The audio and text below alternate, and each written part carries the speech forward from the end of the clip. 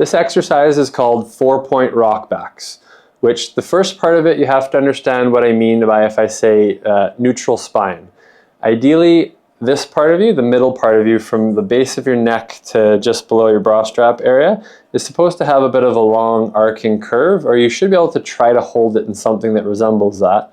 And the lower part of you can have a bit of an inward curve. It's not necessarily the cat-cow where you're trying to arch everything up or down. You're trying to feel that your rib cage is supported a bit and you're kind of sticking your bum out. So you get this bit of an S curve. And then from there, step one is try to do a bit of a pelvic tilt where your hip joints are right here. I want you to try to sort of tuck your bum under. It's okay if this part moves a bit, but your focus is trying to get the axis of movement to be here. And then stick your bum back out. And then go back the other way. So you might find it easier to rest your torso on the couch or a stool, but trying to appreciate that this part of you can move independently of this part of you. Some people have more mobility to this than others, but this will open and close the little vertebrae in the small of your back and help you learn some of the control muscles of your pelvis that will come in handy later when you get into squatting.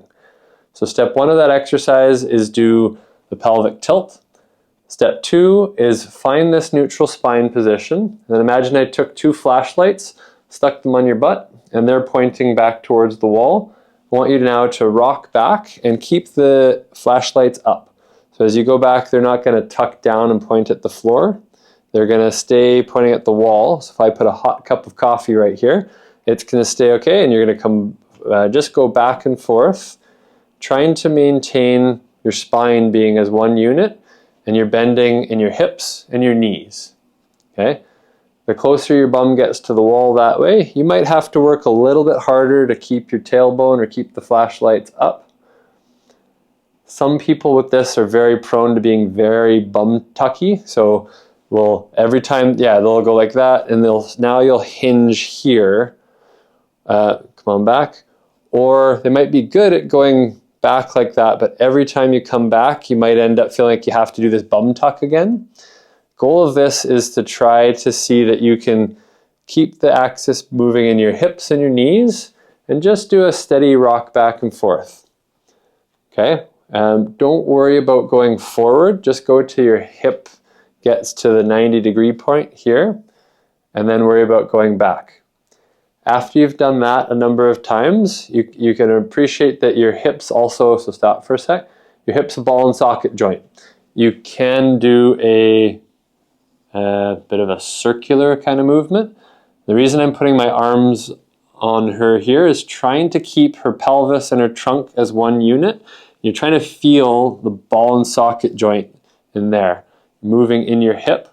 Particularly people that are more on the loose jointed side can kind of waggle with this and kind of move all over the place like this. That is not the point of this exercise. It's try to hold on to your core, feel there's a ball and socket going in there. You can go in a circular movement in either direction, and then go back to the middle and just go back and forth. Just try doing this for about 30-45 seconds. After you've done that, either back and forth or a circular movement, go back to the main point and just go back to doing the pelvic tilt back and forth. When you do this, you're moving the pelvis on the hip, and then go back and rock back. When you do this, you're moving the hip in the pelvis.